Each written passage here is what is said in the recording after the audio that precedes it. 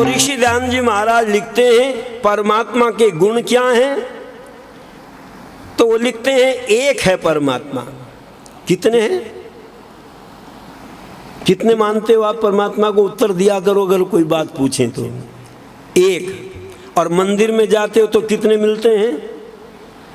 अनेक। वैसे मंदिर में भी आरती में तो यही कहते हैं, तुम हो एक अगोचर सबके प्राणपति, तुम बिन और न दूजा आश करूं जिसकी। बात तो हमारी कहते हैं मंदिर में भी, पर उसको मानते नहीं। क्यों? क्योंकि हर चीज़ का जब व्यापारीकरण हो जाता है तो उसमें बिगाड़ आना प्रारंभ हो जाता है। लोगों ने भगवान का व्यापारीकरण कर दिया। अच्छा, अगर एक परमात्मा को मान करके एक मूर्ति बना करके रख लेते मंदिर में तो काम चल सकता था या नहीं चल सकता था?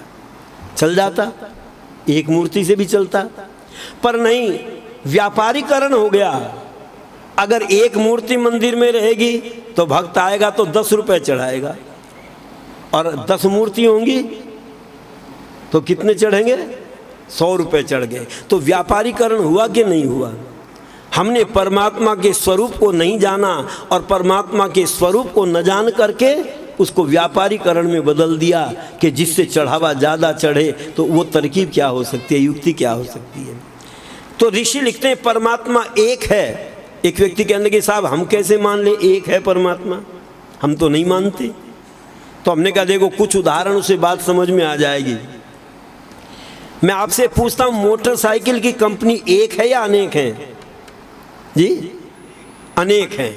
तो उनके मॉडल भी अलग अलग हैं। बच्चे से पूछो, छोटा सा बच्चा बता देता ये हीरो होंडा की मोटरसाइकिल है, ये यामा की है, ये बजाज की है, ये बुलेट की है, ये राजदूत की है। छोटे से बच्चे से पूछ लो बता देगा, क्योंकि उनके मॉडल सबके अलग अलग हैं। कंपनी अलग अलग है तो मॉडल भी अलग अलग हैं। और परमात्मा एक है तो उसका मॉडल भी एक ही है। क्यों जी? पाकिस्तान के मनुष्य के 2 हाथ हैं या 4 हैं? और भारत के मनुष्य के 2 हाथ हैं या 4 हाथ हैं? अमेरिका के मनुष्य के 2 हाथ हैं या 4 हाथ हैं? सबके 2 ही हैं।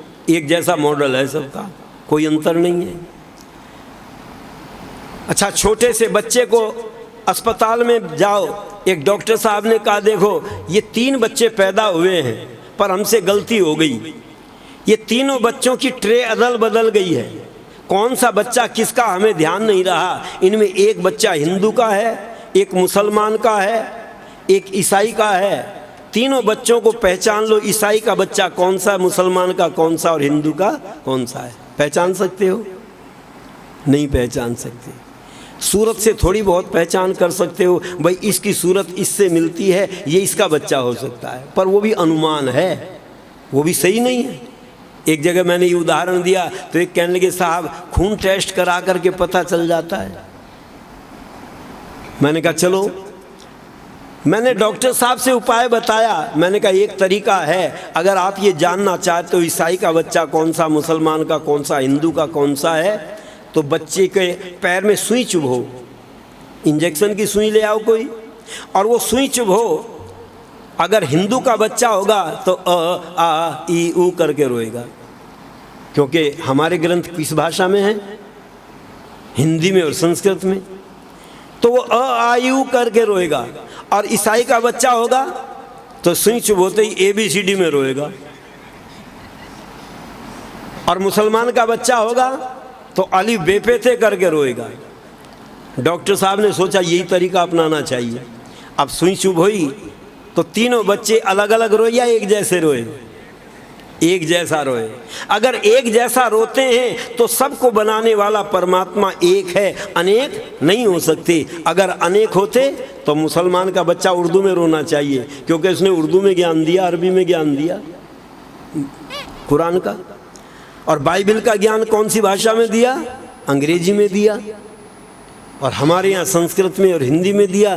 तो हिंदुस्तान का जो बच्चा होता है, हिंदू का बच्चा तो अ आ ई ऊ करके रोता है। और रोता है, बच्चे को रुला करके देखो, छोटे बच्चे को जब रोता आ यही स्वर निकलते हैं। इससे सिद्ध होता है सबको बनाने वाला परमात्मा एक है। तो ऋषि दयानंद कहते हैं वह एक चेतन मात्र वस्तु है और अद्वितीय है, उस जैसा कोई दूसरा नहीं है, जिसको आरती में कहते हैं तुम बिन और न दूजा। और वह सर्वशक्तिमान है, निराकार है, सर्वत्र व्यापक है, अनादि है और अनंत है, सत्य गुण वाला है। ये सत्य गुण उसके अंदर विद्यमान है, इन गुणों से गुणी को जान सकते हो। तो पूछा उसका स्वभाव कैसा है? कहते हैं उसका स्वभाव अविनाशी, उसका कभी विनाश नहीं होता। अच्छा, जिन परमात्मा को आप मानते हैं उनका विनाश होता है कि नहीं होता? जन्म हुआ है तो उनकी मृत्यु भी होती है, लेकिन वह परमात्मा कैसा? अविनाशी है और वह ज्ञानी है, स्वयं ज्ञान स्वरूप है और दूसरों को ज्ञान देने वाला है। आप कहेंगे परमात्मा कैसे ज्ञान देता है? वह अंतःकरण में परमात्मा ज्ञान प्रदान करता है और उसको तुलसीदास जी महाराज ने भी सिद्ध करने का प्रयत्न किया कि धर्म ते विरति योग ते ज्ञाना, धर्म ते विरति योग ते ज्ञाना, ज्ञान मोक्ष प्रद वेद बखाना, ज्ञान मोक्ष प्रद वेद बखाना।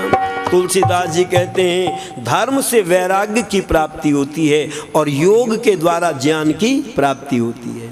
और ऋषि दयानंद ने इसको सिद्ध करके दिखा दिया। जिस समय ऋषि दयानंद जी महाराज वेद का भाष्य करते हैं और कोई बात समझ में नहीं आती तो आंख बंद करके बैठते हैं और कहते हैं अब लिखना प्रारंभ करो। क्यों जी, कहाँ से प्राप्त हुआ ये ज्ञान? ईश्वर से प्राप्त हुआ, इसलिए योग के द्वारा ज्ञान की प्राप्ति होती है। आप भी कोई बात भूल जाते हो तो क्या करते हो?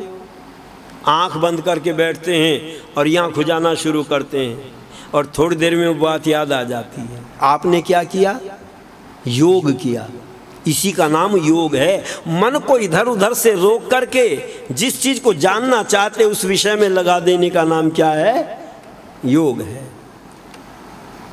इसलिए योग के द्वारा ज्ञान की प्राप्ति होती है। कहते परमात्मा ज्ञानी है और आनंद का देने वाला है। वह शुद्ध, न्यायकारी, दयालु और अजन्म आदि उसके अंदर उसका स्वभाव है। और कहते वह काम क्या करता है?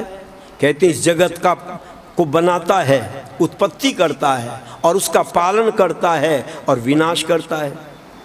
ये तीन कार्य परमात्मा करता है। कुछ लोगों ने और भी जोड़ लिए इसके साथ में। परमात्मा बनाता है तो उसका ज्ञान भी देता है। ऋषि दयानंद भी लिखते हैं सब सत्य विद्या और जो पदार्थ विद्या से जाने जाते हैं उन सब का आदि मूल परमेश्वर है। लेकिन मुख्य कार्य जो है तीन ही है। जो बनाएगा ज्ञान तो वो देगा ही, अगर ज्ञान नहीं देगा तो उसका उपयोग नहीं हो सकता। अच्छा, ये जो बाजा है ये जिसने बनाया होगा बजाना उसी ने सिखाया होगा या किसी और ने सिखाया होगा? आप क्या मानते हैं? जिसने इस बाजे को बनाया है बजाना भी उसी ने सिखाया है। मैंने एक जगह ये बात कह दी तो एक व्यक्ति खड़े हो गए सभा में से, कहने लगे साहब आप गलत कह रहे हो, मैंने 10 बाजे बना दिए पर मैं बजाना नहीं जानता। अच्छा बताओ उसकी बात सही है या गलत है? वो तो दावे से कहता मैंने 10 बाजे बना दिए पर मैं बजाना नहीं जानता। आप कहते जो बनाना जानता ज्ञान भी वही देता है। तो मैंने उनको कहा, मैंने कहा तुमने बाजा बनाया नहीं है? कहने लगे वाह साहब मैं अभी बना करके दिखा दूंगा। मैंने कहा मैं फिर कह रहा हूँ तुमने बाजा बनाया नहीं है, तुमने बने बनाए बाजे की नकल की है, कॉपी की है। तुम बाजा बनाना नहीं जानती। बाजा तो उसने बनाया है जिसने पहली बार बाजा बनाया होगा। उससे पहले संसार में कोई बाजा ना हो और उसने बना करके देखा, बजाया भी उसी ने होगा और सिखाया भी उसी ने होगा।